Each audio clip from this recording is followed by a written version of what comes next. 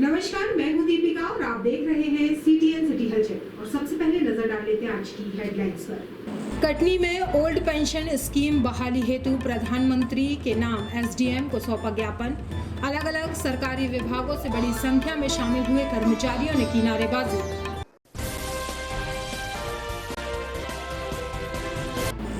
अर्धशस्त्र गुजर जाने के बाद यूनिफॉर्म में परिवर्तन करने पर छात्रों को मानसिक रूप से किया जा रहा प्रताड़ित। रेल दुर्घटनाओं से संबंधित घटनाओं को रोकने हेतु स्थानीय कोतवाली police, railway, RPF, GRP police द्वारा समन्वय स्थापित कर नियमित संयुक्त पेट्रोलिंग की गई।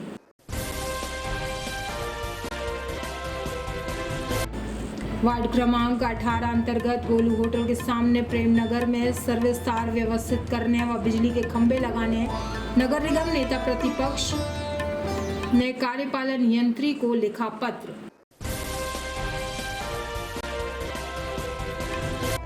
और गुरुदेव के दर्शन फल प्राप्त करने पहुंचे नीलकंठेश्वर भक्ति धाम के संचालक मदन लाल ग्रोवर।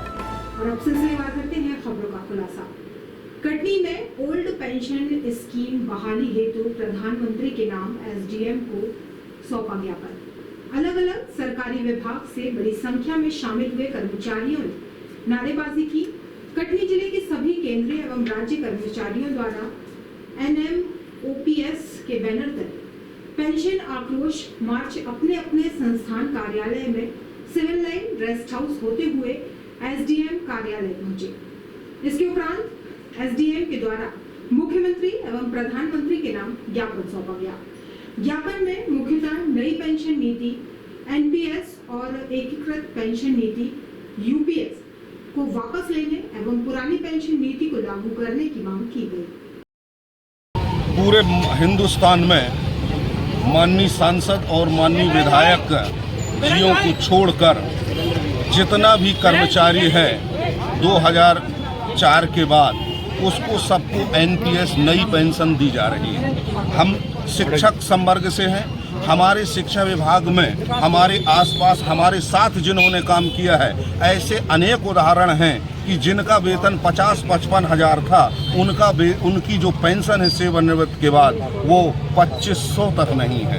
इसी से आज संपूर्ण भारतवर्ष के प्रत्येक जिलों में OPS संघ के आह्वान पर हिंदुस्तान के प्रत्येक जिलों में आज एक साथ एक मुश्त OPS लागू करने, OPS बहाल करने, NPS को निरस्त करने के हेतु आज OPS संघ के आह्वान पर हम सब लोग कटनी जिले के जितने भी संगठन हैं, चाहे वो राज्य कर्मचारी संघ के हों, चाहे वो राज्य के हों, चाहे वो प्रदेश स्तर के हों, चाहे वो केंद्र शासन के हों, सभी कर्मचारियों ने एक साथ आज ज्ञापन प्रदान किया है।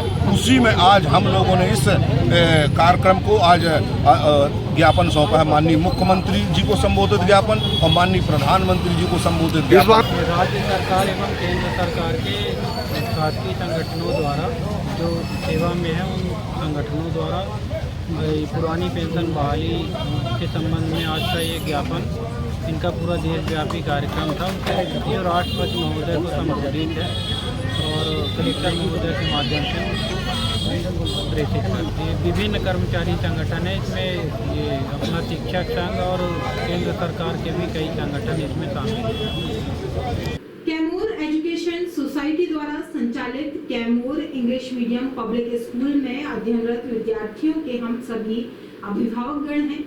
हाल ही में शिक्षकों के द्वारा हमें बच्चों के माध्यम से सूचित किया गया कि 1 अक्टूबर 2024 से नई यूनिफॉर्म में बच्चों को आना है, अर्थात यूनिफॉर्म में परिवर्तन किया गया है। निवेदन है कि सत्र की शुरुआत हुए 6 महीने बीत चुके हैं। ऐसे में नई यूनिफॉर्म का प्रस्तावित परिवर्तन अभिभावकों के लिए अतिरिक्त आर्थिक बोझ, असुविधा का कारण बनेगा। शिक्षा अधिनियम के अनुसार राजपत्र में प्रकाशित कंडिका नंबर 6A खंड में यह स्पष्ट किया गया कि निजी विद्यालय के प्रबंधन द्वारा विद्यालय गणवेश में परिवर्तन किया जाता है तो वह आगामी 3 शैक्षणिक सत्र तक लागू रहेगी। 3 वर्ष की अवधि पश्चात ही गणवेश में परिवर्तन किया जा सकेगा। अभी गणवेश में परिवर्तन हुए 2.5 वर्ष हुए हैं। सन 2022 के अप्रैल माह में यूनिफॉर्म का परिवर्तन किया गया था। प्रबंधन को विद्यार्थी एवं अभिभावकों की भलाई का ध्यान रखना आवश्यक है।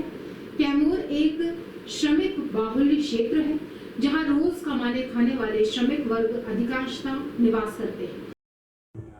देखिए, Kaimur education society Kaimur petrol pump के सामने स्थित है और निरंतर कार्यवाहियों से संचालित हो रही है। और एक राज्य शासन के द्वारा शिक्षा विभाग में अधिनियम था कि 3 साल के पहले कोई भी यूनिफॉर्म चेंज नहीं होगी। अभी विगत चेंज हुए 2.5 वर्ष भी पूरे नहीं हुए हैं और प्रबंधक के द्वारा शिक्षकों को कहा जा रहा है और शिक्षकों के द्वारा स्कूल में विद्यार्थियों को 10-10 मिनट खड़ा होने की एक पनिशमेंट दी जा रही है कि वो अभी अपने अभिभावकों को जाकर के प्रताड़ित करें और नई ड्रेस के लिए उनको उत्साहित करें, जिससे सभी अभिभावकों का जो है बजट बिगड़ रहा है। क्योंकि कैमूर में उस स्कूल में लगभग सब श्रमिक वर्ग के बच्चे पढ़ रहे हैं। इस संबंध में क्या आप लोगों ने प्रबंधक से बातचीत की? प्रबंधक से बातचीत की, मैं भी गया स्वयं, और हमारे साथ 1-2 कैमूर के जो वरिष्ठ पत्रकार संघ थे वो उनके अध्यक्ष भी गए और साथ में 1-2 अभिभावक गए। उस समय उन्होंने किसी तरीके से पुष्टि नहीं करी थी कि हम ड्रेस को नहीं चेंज करेंगे। मानसिक रूप से बच्चों के अलावा पेरेंट्स को भी जो है अभिभावकों को प्रताड़ित कर रहे हैं कि वो ड्रेस आपको अनिवार्य रूप से रखना पड़ेगा, जबकि ड्रेस की क्वालिटी जो है वो मुझे लगता है साल में 2 से 3 बार लेनी पड़ेगी। सबसे वर्स्ट कपड़े का इस्तेमाल किया जा रहा है और चिन्हित एक दुकानदार को ही ठेकेदार बना करके शिक्षा को व्यापार की ओर जो है अग्रसर किया जा रहा है। क्या नाम है आपका? गुलशन चक्रवर्ती, कैमूर। क्या मामला? यूनिफॉर्म बदलने के लिए हम लोग यहाँ पर आए हुए हैं। विद्यालय में जो यूनिफॉर्म बदलने का नियम के अनुसार प्रावधान है वो 3 वर्ष में है, पर प्रबंधक जो है 2.5 साल में ही यूनिफॉर्म चेंज करने के लिए बोल रहा है, जिससे अभिभावक और बच्चे आर्थिक और मानसिक रूप से प्रताड़ित हो रहे हैं। हम अभिभावकों और बच्चों के साथ में हर समस्या में उनके साथ हैं। आज कलेक्टर सर को आवेदन देने के लिए आए हुए हैं कि जो यूनिफॉर्म है वो अगले नए सत्र में ही चेंज की जाए, और हमें पूरा विश्वास है कि कलेक्टर सर अभिभावकों की इस समस्या का निदान करेंगे। रेल दुर्घटनाओं से संबंधित घटनाओं को रोकने हेतु स्थानीय कोतवाली police, railway RPF, GRP police द्वारा समन्वय स्थापित कर नियमित संयुक्त पेट्रोलिंग की गई। जीआरपी, आरपीएफ और स्थानीय पुलिस ने संयुक्त रूप से रेलवे ट्रैक पर पेट्रोलिंग करने के साथ मिश्रित आबादी और ट्रैक के आसपास के अराजक तत्वों को चिन्हित करने की प्रभावी कार्यवाही की गई।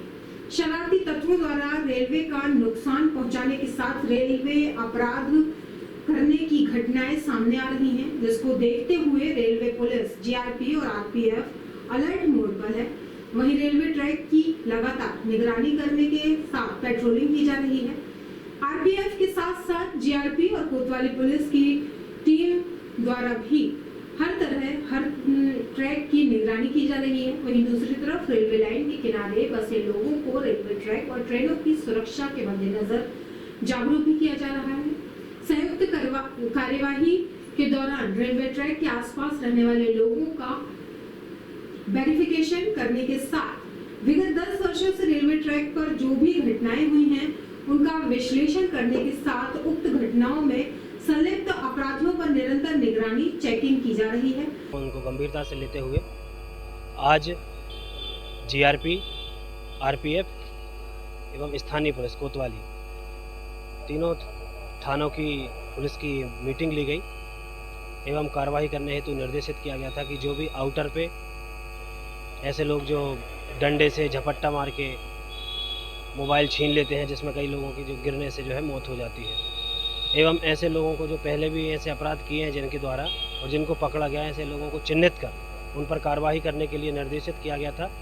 उसी के तारतम्य में जो है आज जीआरपी थाने से एवं आरपीएफ थाने से और कोतवाली पुलिस का संयुक्त अभियान आज चालू हुआ, जो कि रेलवे स्टेशन, प्लेटफार्म एवं जो आउटर एरिया है, खिरैनी एरिया और इसके आगे जो झराटिकुरिया का एरिया है, करीबन 4 किलोमीटर के एरिया पे पैदल भ्रमण गश्ती की गई है।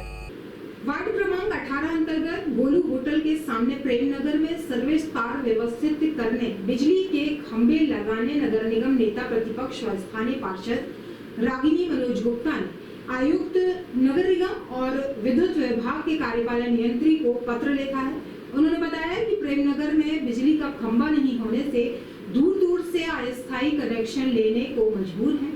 खंभा नहीं होने से प्रकाश व्यवस्था भी नहीं हो पा रही है, जिससे चोरी की घटनाओं, दुर्घटनाओं और मौत जैसे हादसे भी घटित हो रहे हैं। स्थानीय पार्षद रागिनी मनोज गुप्ता द्वारा बताया गया कि उक्त क्षेत्र में लगभग 140 बिजली के खंभे स्वीकृत हैं, जिनकी टेंडर हो चुका है और गणेश त्रिपाठी नामक ठेकेदार ने उक्त टेंडर लिया है, जिनके द्वारा कार्य नहीं शुरू करने से सैकड़ों परिवारों के दूर-दूर से अस्थायी बिजली कनेक्शन लेकर आना पड़ रहा है। वार्ड क्रमांक 18 में प्रेमनगर में सैकड़ों घरों की बिजली बंद कर दी गई है। यहाँ पर दूर दूर से तार आई हुई है, कभी कोई वाहन निकलता है तो तार टूट के गिर जाती है। पूर्व में मोतीलाल कोरी नामक एक वृद्ध की करंट लगने से मृत्यु हो चुकी थी।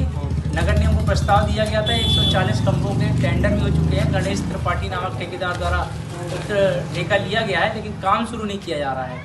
हमारी मांग है कि जल्द से जल्द काम शुरू किया जाए, नहीं तो क्षेत्रीय लोगों के द्वारा यहाँ पर प्रदर्शन किया जाएगा। विजय राघवगढ़ संकट मोचन हनुमान मंदिर के संरक्षण में चल रही साप्ताहिक संगीत में श्रीमद् भागवत कथा व्यासपीठ पर विराजमान व्यास विश्व गुरु, धर्म रक्षक, वेदों के ज्ञाता, ईश्वर के प्रधान उपासक वशिष्ठ पीठाधीश ब्रह्मर्षि वेदांती जी महाराज के श्री चरणों में नीलकंठेश्वर भक्ति धाम के संचालक हरीश चंद्र द्वारा मदन लाल ग्रोवर जी के पुत्र बाबू ग्रोवर के चरण वंदन कर शॉल श्रीफल के साथ गुप्त दान कर आशीर्वाद प्राप्त किया। व्यास जी महाराज ने अपने अमृत वाणी से बताया कि मदन लाल ग्रोवर जी, जो कि महादेव के परम भक्तों में से एक हैं, यह प्रतिवर्ष आश्रम में छात्रों के लिए हर व्यवस्था प्रदान कर छात्रों का मनोबल बढ़ाते हैं। धार्मिक आयोजनों से सेवा कर ईश्वर का कोई ना कोई कार्य किसी तरीके से करते रहते हैं। आकर के पूज्य मंच पर विराजमान सद्गुरुदेव भगवान ब्रह्मर्षि वेदांती जी महाराज का जब मैं पहली बार गया इस कार्यक्रम के दौरान, तो मैं नीलकंठ महादेव के चरणों में प्रार्थना करके आया, तो प्रभु आप इस कार्यक्रम को सफलता प्रदान करिए। और हमने नीलकंठ महादेव को संरक्षक बनाया, श्री हनुमान जी को संरक्षक बनाया, गर्भध्वज संस्कृत प्रचार समिति को तथा इस क्षेत्र के यशस्वी विधायक आदरणीय संजय सज्जन पाठक जी को, और आप सबके मार्गदर्शन संयोजन में यह दिव्य कार्यक्रम आप सबके बीच में समर्पित हो रहा है। सज्जनों, इस स्वागत की कड़ी में मैं आमंत्रित करूंगा सतना से पधारे हुए श्री कृष्ण कुमार निगम श्रीमती। मैहर बरही रोड महानदी पुल कई गांवों के लिए समस्या का पर्याय बन चुका है। लोगों की जान भी अब पुल बंद होने के कारण चली जाती है। पूर्व दिनों जर्जर हालत के कारण महानदी में बने पुल को बंद कर दिया गया, लेकिन कई समस्याओं के बाद अब कई गांवों के लोग और ग्रामीण जनप्रतिनिधियों का गुस्सा फूट गया है। अब जरूरत है उन जनप्रतिनिधियों की जो मंचों पर बड़ी बड़ी बातें करते हैं, भोपाल तक पुल की आवाज उठाते हैं, उनकी आवाज एक दिखावा ना। इस कारण अब उन्हें खुद मोर्चा संभालना चाहिए और उक्त जवाबदार विभाग के सभी लोगों को पुल में लाकर खड़ा कर देना चाहिए। समस्या आप वीडियो में देख सकते हैं। और अब जाने से पहले एक नजर डाल लेते हैं आज की हेडलाइंस पर।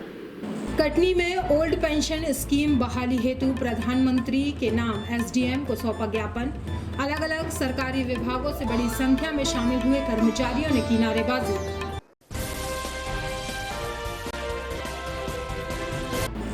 अर्धशस्त्र गुजर जाने के बाद यूनिफॉर्म में परिवर्तन करने पर छात्रों को मानसिक रूप से किया जा रहा प्रताड़ित। रेल दुर्घटनाओं से संबंधित घटनाओं को रोकने हेतु स्थानीय कोतवाली police, railway, RPF, GRP police द्वारा समन्वय स्थापित कर नियमित संयुक्त पेट्रोलिंग की गई।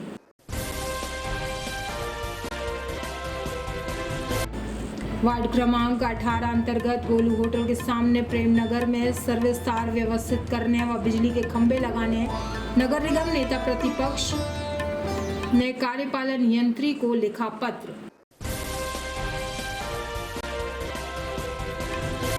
और गुरुदेव के दर्शन फल प्राप्त करने पहुंचे नीलकंठेश्वर भक्ति धाम के संचालक मदन लाल ग्रोवर। और आज की जानकारियों में बस इतना ही। कल फिर होंगे हाजिर शहर की ताजा तरीन जानकारियों के साथ। तब तक के लिए नमस्कार।